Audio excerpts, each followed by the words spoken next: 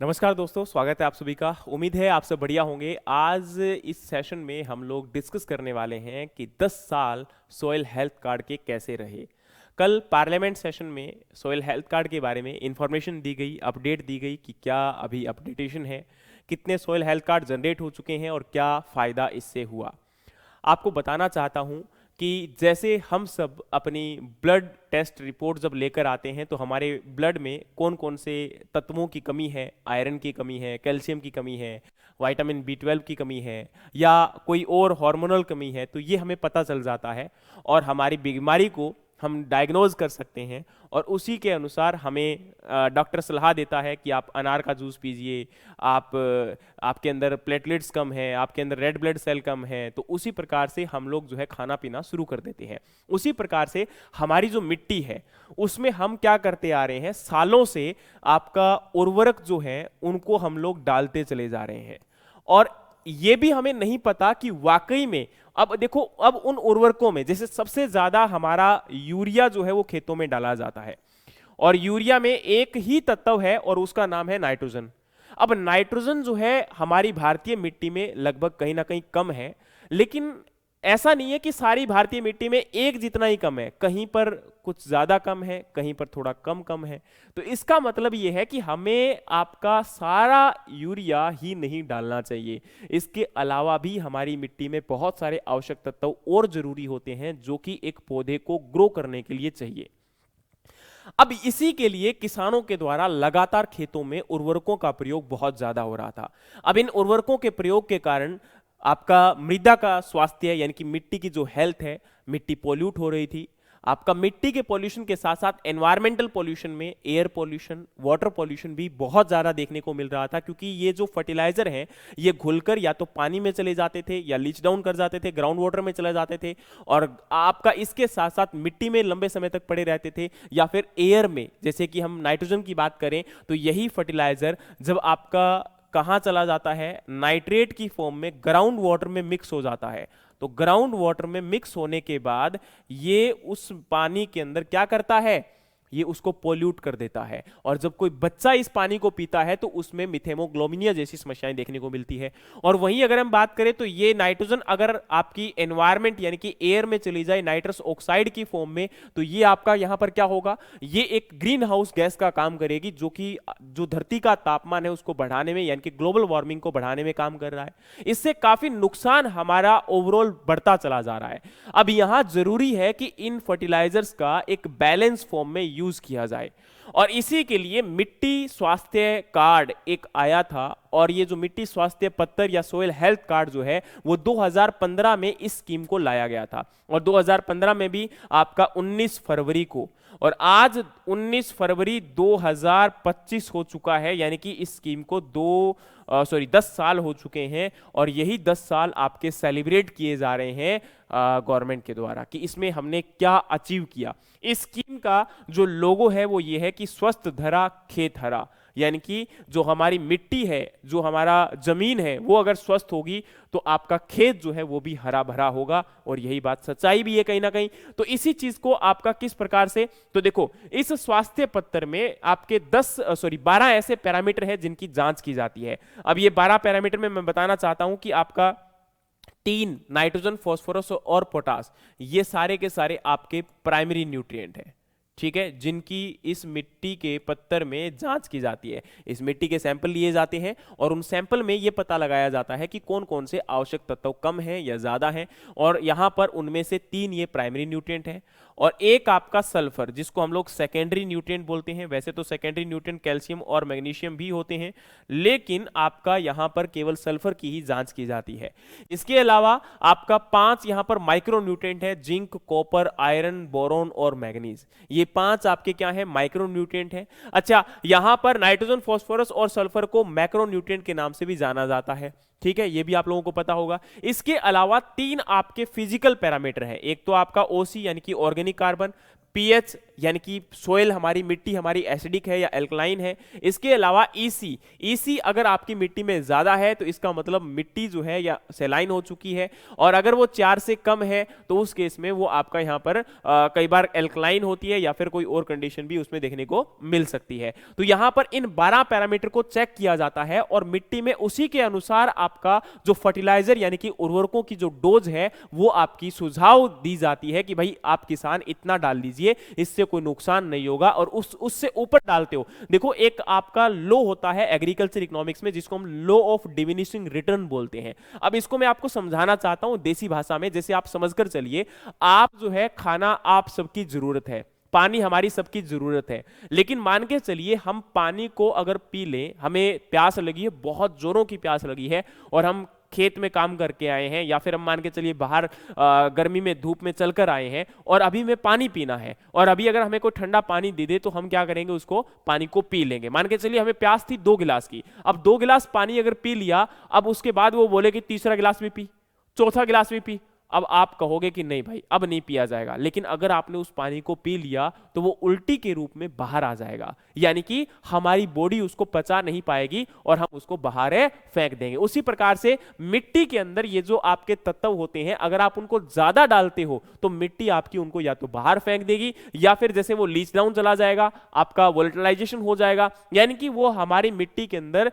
या तो कहीं ना कहीं किसी फॉर्म में ऐसी जगह ऑब्जॉर्ब हो जाएंगे जो कोई फायदा नहीं है, या फिर वो बाहर चले जाएंगे किसी न किसी फॉर्म में, तो उसका कोई फायदा नहीं होने वाला। वो एक प्रकार से लागत जो किसान की है उसको बढ़ाता चला जा रहा है, और इस लागत को ही कम करना यहां पर जरूरी है। और उसके साथ में जो आपका एक्स्ट्रा हम अप्लाई करते हैं तो उसका कहीं ना कहीं दूसरी जगह पे नुकसान होता है, तो उसी को कम करने के लिए इसकी जो है जरूरत पड़ी। और इसके यहां पर मेजर आपके ऑब्जेक्टिव बताए गए हैं। तो ऑब्जेक्टिव में अगर आप लोग देखोगे तो सबसे पहला ऑब्जेक्टिव है कि to promote the soil test based nutrient management across the country, मतलब मिट्टी में स्वास्थ्य कार्ड आपका जो है उसकी जांच करके मिट्टी की, और उसी के अकॉर्डिंग हमारा न्यूट्रिएंट का मैनेजमेंट किया जाना चाहिए। दूसरा है strengthening and functioning of soil testing laboratories and associated infrastructure, यानी कि जो सॉइल टेस्टिंग लैबोरेटरीज हैं उनको इंस्टॉल किया जाए, उनको एस्टेब्लिश किया जाए, और उनके बेस पर जो इंफ्रास्ट्रक्चर है उनको बिल्डअप किया जाए, ताकि आने वाले टाइम में हम लोग और ज्यादा जो आवश्यक तत्वों की आवश्यकता है उन सभी की मिट्टी में जांच कर सके और बेटर तरीके से इसको एनालाइज किया जा सके। इसके अलावा जो आपका डिस्ट्रिक्ट और स्टेट लेवल पर स्टाफ है उनको प्रमोट करना, ताकि उनको नई जो प्रैक्टिसेस हैं न्यूट्रिएंट मैनेजमेंट उनके बारे में उनको सिखाया जा सके। और इसी के साथ में सॉइल फर्टिलिटी रिलेटेड जो कॉन्स्टेंट है, मतलब आपका मिट्टी के अंदर अगर किसी प्रकार के आवश्यक तत्वों की कमी है तो उनके बारे में आपका अपडेट की जाए और उन्हीं फर्टिलाइजर्स को आपका रिकमेंड किया जाए किसान को, ताकि और ज्यादा बेटर जो है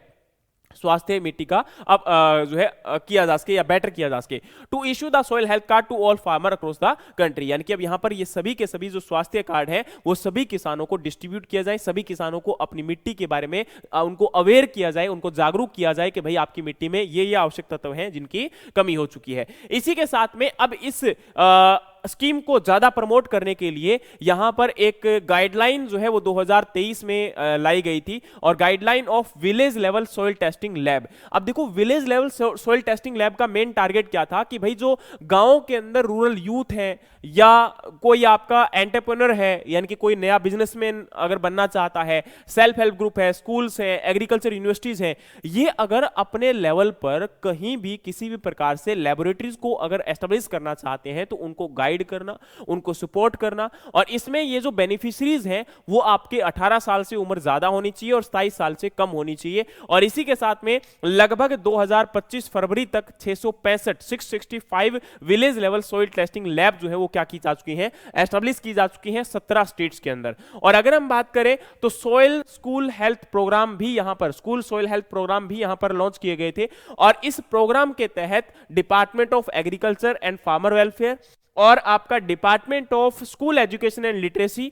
आईसीआर और स्टेट गवर्नमेंट, इन सब ने मिलकर जो है इस प्रोग्राम को रन किया था। और इसके तहत लगभग 20 स्कूल, जिसमें 10 केंद्रीय विद्यालय हैं, 10 नवोदय विद्यालय हैं, और यहां पर इन बच्चों को रूरल एरिया में आपका सोइल के सैंपल लेने सिखाए गए थे कि भाई मिट्टी में कौन कौन से आवश्यक तत्व होते हैं, उनकी कमी कैसे हो जाती है और उनमें कितनी कमी है। जब बच्चे इस चीज को देखेंगे, क्योंकि बच्चों से ही आने वाला फ्यूचर जो है वो जनरेट होता है, और बच्चों को अभी अगर इसके बारे में जानकारी दी जाएगी तो वो और ज्यादा जागरूक हो सकेंगे और आने वाले टाइम में हमारी मिट्टी के ऊपर जो बुरा प्रभाव है इन उर्वरकों का या जो पेस्टिसाइड्स का, उसको कम किया जा सकता है और हमारी मिट्टी के साथ साथ हमारे जीवन को भी बचाया जा सकता है। इसी के लिए इन बच्चों को इसमें एजुकेट करना बहुत जरूरी है। तो इसके तहत इन बच्चों को खुद को सैंपल लेना सिखाना, इनको बताना, इनको गाइड करना और इनको सैंपल लेने के तरीके बताने, ये जरूरी किया गया। और यहां पर लगभग 2024 तक 1020 स्कूल के अंदर इस स्कीम को या इस प्रोग्राम को इंप्लीमेंट किया गया। 1000 सॉइल टेस्टिंग लैब बनाई गई